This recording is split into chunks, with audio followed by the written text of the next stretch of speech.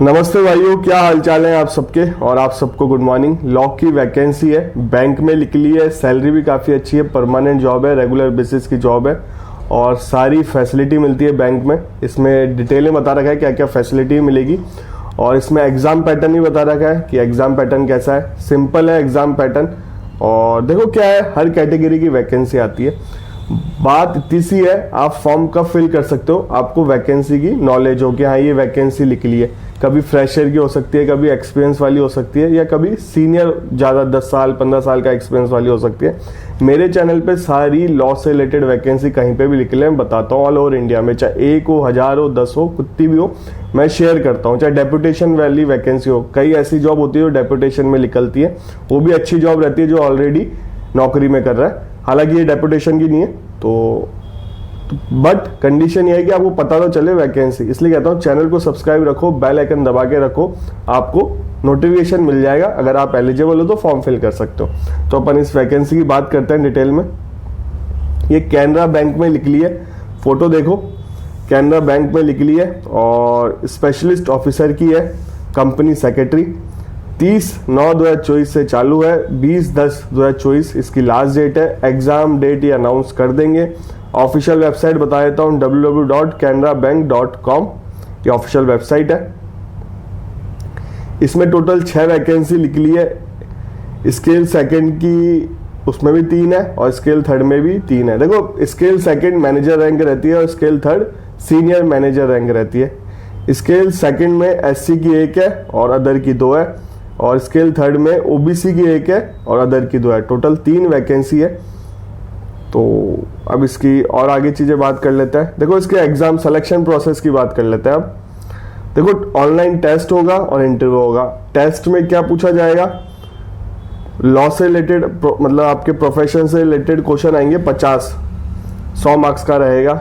English का test होगा, 50 question आएंगे 50 मार्क्स के। और बैंकिंग इंडस्ट्री से रिलेटेड होगा, latest development in banking industry, उसके 50 क्वेश्चन आएंगे 50 मार्क्स के। 2 घंटे का पेपर होगा, 150 क्वेश्चन आएंगे, 200 मार्क्स के होंगे। नेगेटिव मार्किंग भी रहेगी इसमें, इस चीज़ का ध्यान रखना। और इसमें एक सीट पे 6 गुना बच्चे सेलेक्ट होंगे, इंटरव्यू के लिए बुलाया जाएगा और बाकी 100 मार्क्स का इंटरव्यू होगा इसमें।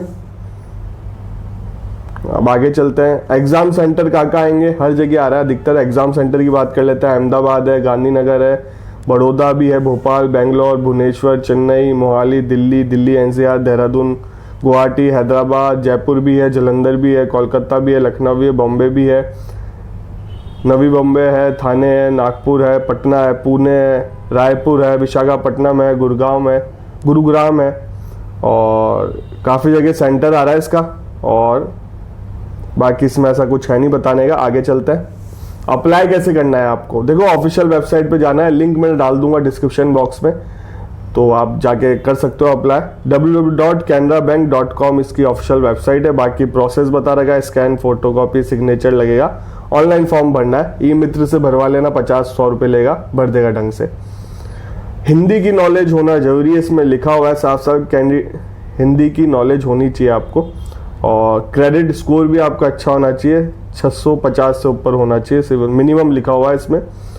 और रिजर्वेशन का जो SC ST OBC EWS physical handicap government की गाइडलाइन के अकॉर्डिंग रिजर्वेशन है।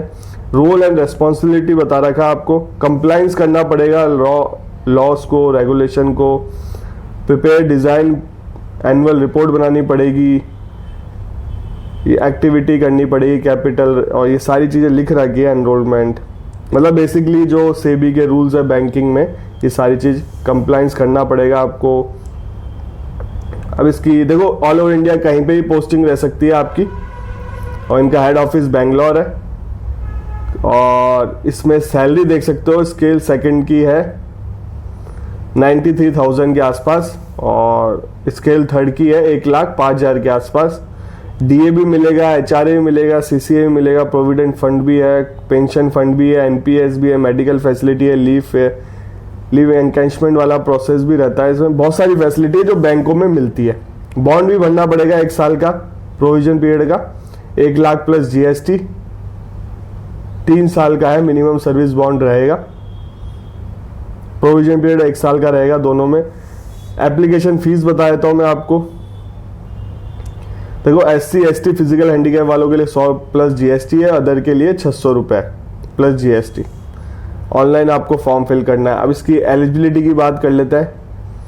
देखो कंपनी सेक्रेटरी स्केल सेकंड का मिनिमम एज है 25, मैक्सिमम है 30, और ये इसमें लिखा हुआ है member institute of company secretary of India, minimum qualification, और डिजायरेबल है LLB डिग्री।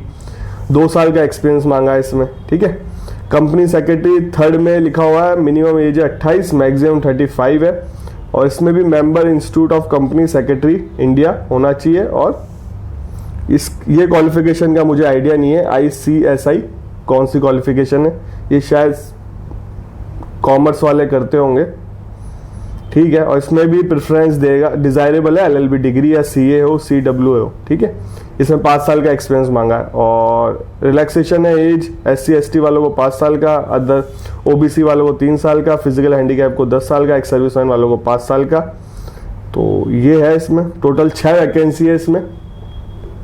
बैंकिंग में लिख ली है, थोड़ी क्वालिफिकेशन थोड़ी इसमें जो मिनिमम क्वालिफिकेशन में दे रखा है member institute of company secretary of India, इसका ये होना चाहिए। फिर डिजायरेबल LLB है, एडिशनल है LLB, तो या LLB करी हो, CA करी हो या CWA करी हो, आप लोग फॉर्म फिल कर सकते हो। जॉब काफ़ी अच्छी है, तो मिस मत करना जो लोग भी एलिजिबल है। अब कुछ बच्चे बोलेंगे सर आपने ये क्यों बताई, इसमें तो ये डिग्री मांग रहे हैं। भाई मेरा चैनल लॉ से रिलेटेड है, तो मेरा फर्ज बनता है सारी वैकेंसी कवर करूं।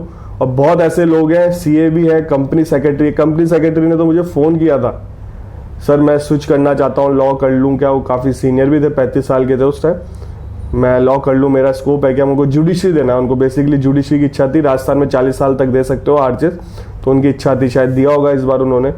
और कल मैंने RPSC का एक वीडियो डाला था कि कैसे पढ़ना चाहिए RPSC में, तो एक ने कमेंट किया खुद क्यों पास, मतलब आप खुद तो APO निकाला नहीं तूने, दूसरों को ज्ञान दे रहे हो। तो मैं भाई को ये बोलना चाहूँगा, भाई बहन जो भी थी वो, कि मैं फर्स्ट टाइम दूंगा APO का एग्ज़ाम। जिस टाइम ये लिख ली थी वैकेंसी उस टाइम मैं कॉलेज में था, और हमारे टाइम पे 2 साल का एक्सपीरियंस मैंडेटरी, मतलब 2 साल का एक्सपीरियंस जरूरी था, कंपलसरी था।